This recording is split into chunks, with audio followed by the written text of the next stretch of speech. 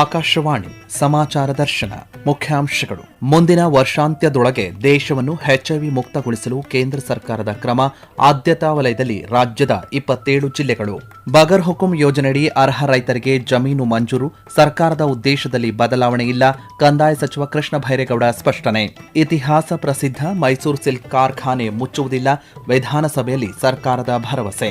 ಸರ್ಕಾರಿ ಸಂಸ್ಥೆಗಳಿಗೆ ಅಗತ್ಯವಿರುವ 890 ವಿವಿಧ ಔಷಧಗಳನ್ನು 880 ಕೋಟಿ ರೂಪಾಯಿ ವೆಚ್ಚದಲ್ಲಿ ಖರೀದಿಸಲು ಅನುಮೋದನೆ. ಸಚಿವ ದಿನೇಶ್ ಗುಂಡೂರಾವ್. ಗೃಹ ಬಳಕೆ ದೇಶೀಯ ಎಲ್ಪಿಜಿ ಪೂರೈಸಲು ಆದ್ಯತೆ ನೀಡಿದ ಕೇಂದ್ರ ಸರ್ಕಾರ. ಇಂಟರ್ ಬುಕ್ಕಿಂಗ್ಗೆ 25 ದಿನಗಳ ಅವಧಿ.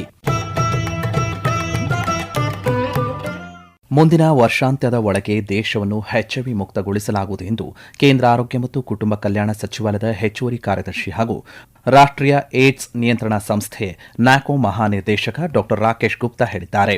ಅವರು ಮಿಷನ್ ಏಡ್ಸ್ ಸುರಕ್ಷಾ ಯೋಜನೆಯ ಭಾಗವಾಗಿ ರಾಷ್ಟ್ರೀಯ ಏಡ್ಸ್ ನಿಯಂತ್ರಣ ಸಂಸ್ಥೆಯು ಬೆಂಗಳೂರಿನಲ್ಲಿ ಆಯೋಜಿಸಿದ್ದಂತಹ ಸುರಕ್ಷಾ ಸಂಕಲ್ಪ ಕಾರ್ಯಾಗಾರವನ್ನು ಉದ್ದೇಶಿಸಿ ಮಾತನಾಡಿದರು. ಕರ್ನಾಟಕದ 31 ಜಿಲ್ಲೆಗಳಲ್ಲಿ ಈ ಮಿಷನ್ ಜಾರಿಯಲ್ಲಿದ್ದರೂ 27 ಜಿಲ್ಲೆಗಳನ್ನು ಹೆಚ್ಚಿನ ಆದ್ಯತೆಯ ಜಿಲ್ಲೆಗಳೆಂದು ಗುರುತಿಸಲಾಗಿದೆ. ರಾಜ್ಯದ ಎಚ್ಐವಿ ಸ್ಥಿತಿಗತಿ ಬಗ್ಗೆ ವಿಶೇಷ ಗಮನ ಹರಿಸಲಾಗುತ್ತಿದೆ. ರಾಜ್ಯದಲ್ಲಿ ಎಚ್ಐವಿ ಪ್ರಸ್ತುತತೆ 0.44%, ಇದು ರಾಷ್ಟ್ರೀಯ ಸರಾಸರಿಯಾದ 0.2%ಕ್ಕಿಂತ ಹೆಚ್ಚಾಗಿದೆ.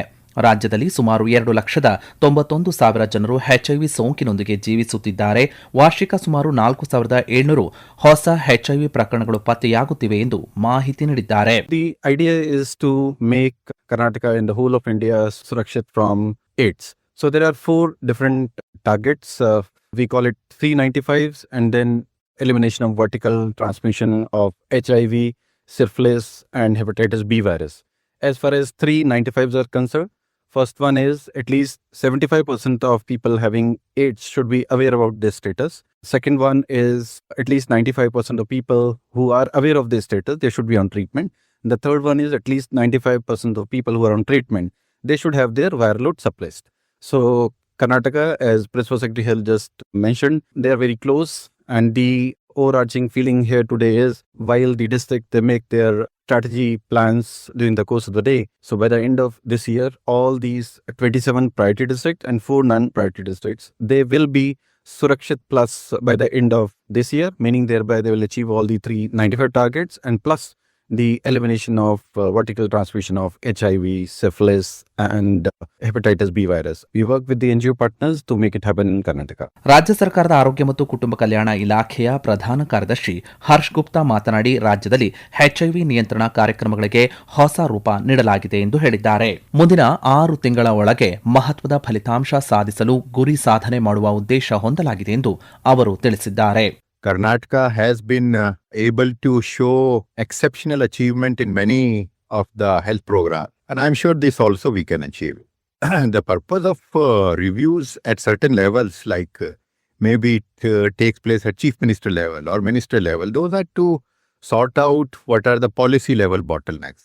Then there are certain review meetings which take place to monitor the daily activities which are supposed to be done. So certain meetings need to take place on a regular monthly basis. Certain meetings which are at the policy decision level, even if it takes place once in a periodic interval, those are as effective. Typically there is no difference in our state in northern and southern. Typically problem has been that lack of HR there, human resources. So now state has taken different program. There is a separate Hyderabad, Karnataka Development Act. So we are filling a lot of vacancies there. So all the social sector programs are showing progress. This is also showing progress. Haveri in fact is doing very well. That is a part of North Karnataka. So now resources, once these are available, every part of the state would be doing. So I'm sure we should be able to.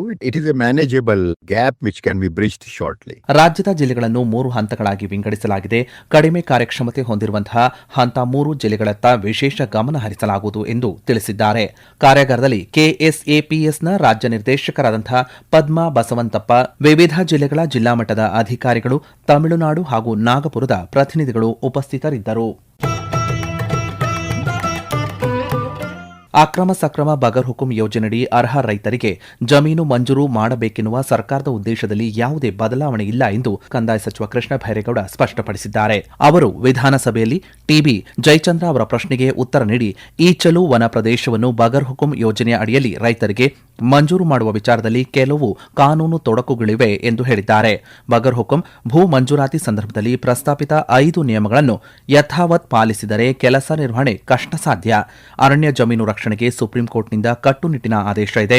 ರೈತರಿಗೆ ಸಹಾಯ ಮಾಡಬೇಕು ಎನ್ನುವ ಉದ್ದೇಶದಿಂದ ವಲಯ ಆಯುಕ್ತರ ಅಧ್ಯಕ್ಷತೆಯಲ್ಲಿ ಸಮಿತಿ ರಚಿಸಿ ನಿಯಮಗಳನ್ನು ಸರಳೀಕರಿಸಲು ಕ್ರಮ ಕೈಗೊಳ್ಳಲಾಗುತ್ತಿದೆ ಎಂದು ಅವರು ತಿಳಿಸಿದ್ದಾರೆ. ವರ್ಷಾಂತ್ಯದ ವೇಳೆಗೆ ಮಾಜಿ ಸೈನಿಕರ ಕೋಟಾದಡಿ ನಿವೃತ್ತ ಸೈನಿಕರಿಗೆ ಬಡಾವಣೆ ನಿರ್ಮಿಸಿ ಸರ್ಕಾರಿ ನಿವೇಶನ ಮಂಜೂರು ಮಾಡಲಾಗುವುದು ಎಂದು ವಿಧಾನಸಭೆಯಲ್ಲಿ ಶಾಸಕ ಬಿಪಿ ಹರೀಶ್ ಅವರ ಪ್ರಶ್ನೆಗೆ ಸಚಿವ ಕೃಷ್ಣ ಭೈರೇಗೌಡ ಉತ್ತರ ನೀಡಿದರು. ಕರ್ನಾಟಕ ರೇಷ್ಮೆ ಉದ್ಯಮಗಳ ನಿಗಮ ನಿಯಮಿತ ಕೆಎಸ್ಐಸಿ ಕಳೆದ 3 ವರ್ಷಗಳಲ್ಲಿ 3,10,667 ಸೀರೆಗಳನ್ನು ಉತ್ಪಾದಿಸಿದೆ ಎಂದು ಪಶುಸಂಗೋಪನೆ ಮತ್ತು ರೇಷ್ಮೆ ಸಚಿವ ಕೆ ವೆಂಕಟೇಶ್ ತಿಳಿಸಿದ್ದಾರೆ. ವಿಧಾನಸಭೆಯಲ್ಲಿ ಪ್ರಶ್ನೋತ್ತರ ವೇಳೆಯಲ್ಲಿ ಬಿಜೆಪಿಯ ಶ್ರೀವತ್ಸ ಟಿಎಸ್ ಅವರ ಪ್ರಶ್ನೆಗೆ ಉತ್ತರಿಸಿದ ಸಚಿವರು ಒಟ್ಟು ಉತ್ಪಾದನೆಯಾದಂತಹ ಸೀರೆಗಳ ಪೈಕಿ 3,09,659 ಸೀರೆಗಳು ಮಾರಾಟವಾಗಿವೆ. ಅಂತಾರಾಷ್ಟೀಯ ಗ್ರಾಹಕರು ಮತ್ತು ರಾಷ್ಟ್ರದ ಇತರ ಭಾಗಗಳ ಗ್ರಾಹಕರು ಮೈಸೂರು ಸಿಲ್ಕ್ ಸೀರೆಗಳನ್ನು ಖರೀದಿಸಲು ಸೌಲಭ್ಯ ಕಲ್ಪಿಸಲಾಗಿದೆ ಎಂದು ಹೇಳಿದ್ದಾರೆ. ಬೇಡಿಕೆಗೆ ತಕ್ಕಂತೆ ಮೈಸೂರು ಸಿಲ್ಕ್ ಸೀರೆಗಳ ಉತ್ಪಾದನೆ ಹೆಚ್ಚಿಸಲು ರೇಷ್ಮೆ ನೇಯ್ಗೆ ಘಟಕ 2ರಲ್ಲಿ 10 ಇ ಜಕಾರ್ಡ್ ಮಗ್ಗಗಳು ಮತ್ತು ರೇಷ್ಮೆ ನೇಯ್ಗೆ ಘಟಕ ಚನ್ನಪಟ್ಟಣದಲ್ಲಿ 20 ಇ ಜಕಾರ್ಡ್ ಯಂತ್ರಗಳನ್ನು ಸ್ಥಾಪಿಸಲಾಗಿದ್ದು ಈ ಯಂತ್ರಗಳಿಂದ ಪ್ರತಿ ತಿಂಗಳು ಹೆಚ್ಚುವರಿಯಾಗಿ 7,500 ಮೀಟರ್ನಷ್ಟು ಸೀರೆ ಉತ್ಪಾದನೆಯಾಗುತ್ತದೆ ಎಂದು ಸಚಿವರು ತಿಳಿಸಿದ್ದಾರೆ.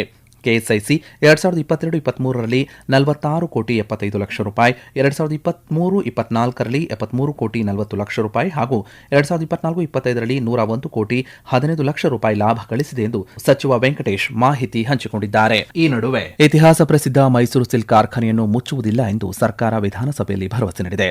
ವಿಧಾನಸಭೆಯ ಪ್ರಶ್ನೋತ್ತರ ಕಲಾಪದಲ್ಲಿ ಮೈಸೂರಿನ ಕೃಷ್ಣರಾಜ ವಿಧಾನಸಭಾ ಕ್ಷೇತ್ರದ ಶಾಸಕ ಶ್ರೀವತ್ಸ ಟಿಎಸ್ ಅವರ ಪ್ರಶ್ನೆಗೆ ಉತ್ತರಿಸಿದ ಪಶುಸಂಗೋಪನೆ ಮತ್ತು ರೇಷ್ಮೆ ಖಾತೆ ಸಚಿವ ಕೆ ವೆಂಕಟೇಶ್ ಮೈಸೂರು ರೇಷ್ಮೆ ಕಾರ್ಖಾನೆಯನ್ನು ಮುಚ್ಚುವುದಿಲ್ಲ ಎಂದು ಹೇಳಿದ್ದಾರೆ. ಪ್ರಾಥಮಿಕ ಆರೋಗ್ಯ ಕೇಂದ್ರ, ಸಮುದಾಯ ಆರೋಗ್ಯ ಕೇಂದ್ರ, ತಾಲೂಕು ಮತ್ತು ಜಿಲ್ಲಾ ಆಸ್ಪತ್ರೆ ಮತ್ತು ಇತರ ಸರ್ಕಾರಿ ಸಂಸ್ಥೆಗಳಿಗೆ ಅಗತ್ಯವಿರುವಂತಹ 890 ವಿವಿಧ ಔಷಧಿಗಳನ್ನು ಸುಮಾರು 880 ಕೋಟಿ ರೂಪಾಯಿ ಮೊತ್ತದಲ್ಲಿ ಖರೀದಿಸಲು ಅನುಮೋದನೆ ನೀಡಲಾಗಿದೆ ಎಂದು ಆರೋಗ್ಯ ಮತ್ತು ಕುಟುಂಬ ಕಲ್ಯಾಣ ಸಚಿವ ದಿನೇಶ್ ಗುಂಡೂರಾವ್ ತಿಳಿಸಿದ್ದಾರೆ. ವಿಧಾನ ಪರಿಷತ್ನಲ್ಲಿ ಪ್ರಶ್ನೋತ್ತರ ವೇಳೆಯಲ್ಲಿ ಸದಸ್ಯ ಡಾ ಧನಂಜಯ ಸರ್ಜಿ ಹಾಗೂ ಪ್ರತಾಪ್ ಸಿಂಹನಾಯ್ಕ್ ಕೆ ಅವರ ಪ್ರಶ್ನೆಗೆ ಉತ್ತರಿಸಿದ ಸಚಿವರು ಔಷಧಗಳನ್ನು ಖರೀದಿಸಲು ಕೆಎಸ್ಎಂಎಸ್ಸಿಎಲ್ ಸಂಸ್ಥೆಗೆ ಅನುಮೋದನೆ ನೀಡಲಾಗಿದೆ. ಔಷಧಿ ಖರೀದಿಯನ್ನು ಪಾರದರ್ಶಕವಾಗಿ ಟೆಂಡರ್ ಕರೆದು ಮಾಡಲಾಗುತ್ತಿದೆ. ಹೆಚ್ಚು ಬಿಡ್ದಾರರು ಭಾಗಿಯಾಗಲು ಅವಕಾಶವಾಗುವಂತೆ ಟೆಂಡರ್ ಷರತ್ತುಗಳನ್ನು ವಿಧಿಸಲಾಗಿದೆ ಎಂದು ಹೇಳಿದರು. ಔಷಧ ಸರಬರಾಜು ಮಾಡುವ ಮುನ್ನವೇ ಗುಣಮಟ್ಟದ ಪರೀಕ್ಷೆ ಮಾಡಲಾಗುವುದು. ಕೊರತೆ ಇರುವ ಔಷಧಗಳನ್ನು ತಾತ್ಕಾಲಿಕವಾಗಿ ಖರೀದಿಸಲು ಕ್ರಮ ಕೈಗೊಳ್ಳಲಾಗಿದೆ.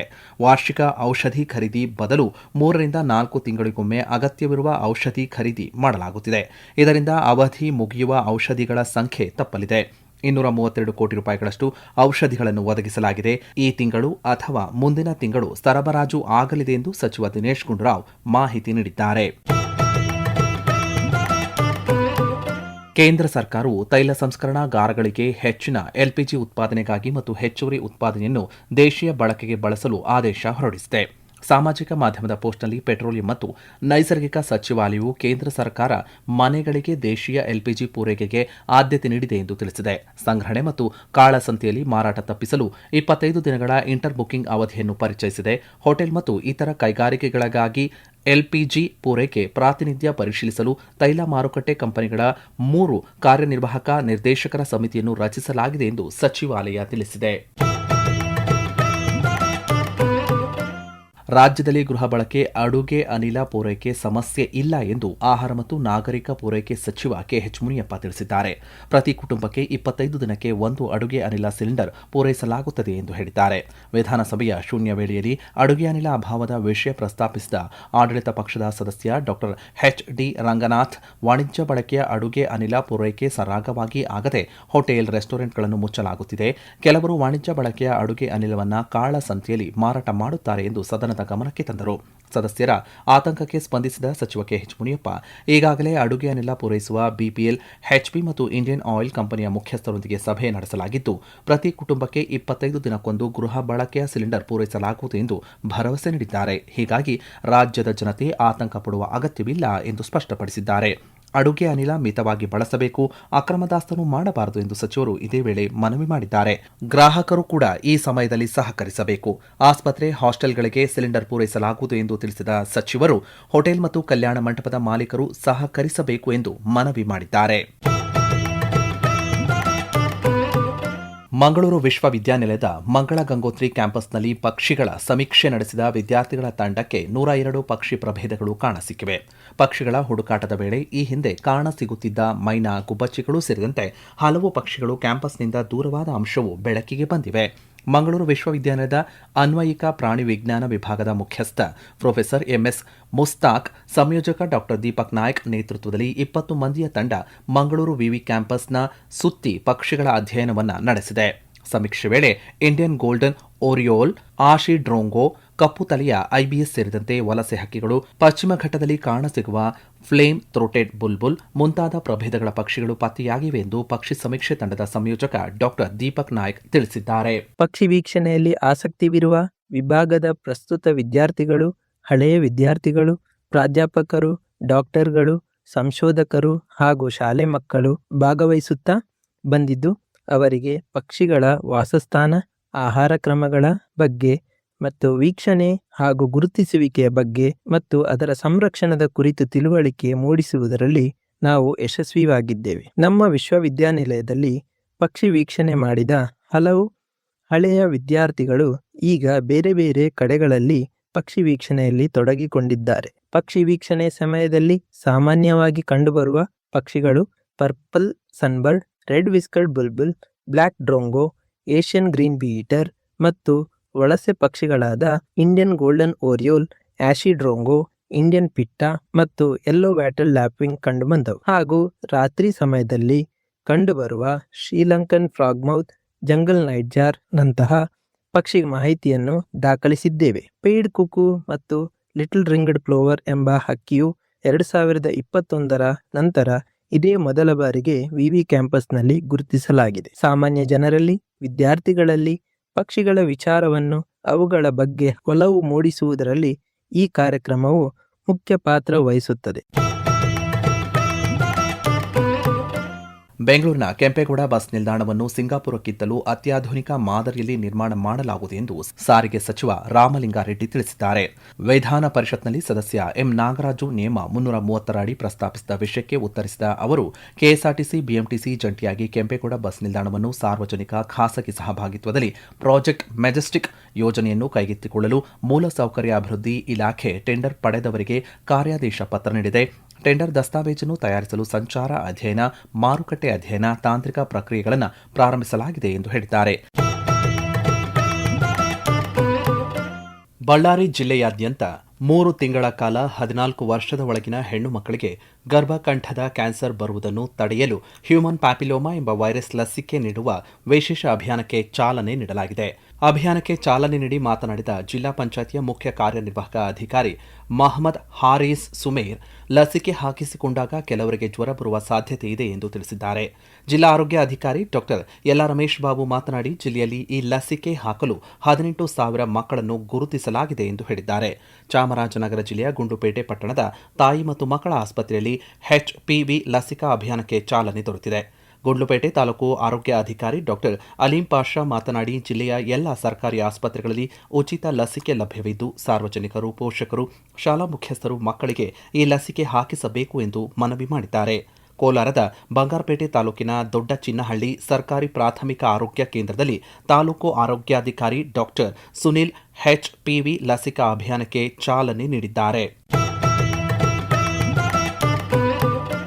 ಇದುವರೆಗೂ ಸಮಾಚಾರ ದರ್ಶನ ಕೇಳಿದಿರಿ. ಸುದ್ದಿ ಸಂಪಾದಕರು ತುಕಾರಾಮ ಗೌಡ ಜಿ, ಸಹಾಯಕ ನಿರ್ದೇಶಕರು. ಸಮಗ್ರ ನಿರ್ವಹಣೆ ಆಕಾಶವಾಣಿ ಬೆಂಗಳೂರು ಪ್ರಾದೇಶಿಕ ಸುದ್ದಿ ವಿಭಾಗದ ಉಪನಿರ್ದೇಶಕರಾದಂತಹ ಸುಹಾಸ್ ಆರ್. ಪ್ರಸಾರ ನಿರ್ವಹಣೆ ಮತ್ತು ಪ್ರಸ್ತುತಿ ಚೇತನ್ ಸಿವಿ. ಆಕಾಶವಾಣಿ ಬೆಂಗಳೂರು ಪ್ರಾದೇಶಿಕ ಸುದ್ದಿ ವಿಭಾಗ ಪ್ರಸ್ತುತಪಡಿಸಿದ ಈ ಕಾರ್ಯಕ್ರಮ ರಾಜ್ಯದ ಎಲ್ಲ ಬಾನುಲಿ ಕೇಂದ್ರಗಳಲ್ಲಿ ಏಕಕಾಲಕ್ಕೆ ಪ್ರಸಾರವಾಯಿತು. ಮತ್ತೆ ಮುಂದಿನ ವಾರ ಮೂಡಿಬರಲಿದೆ ವಾರದ ವಾರ್ತಾಚಿತ್ರ ಸಮಾಚಾರ ದರ್ಶನ.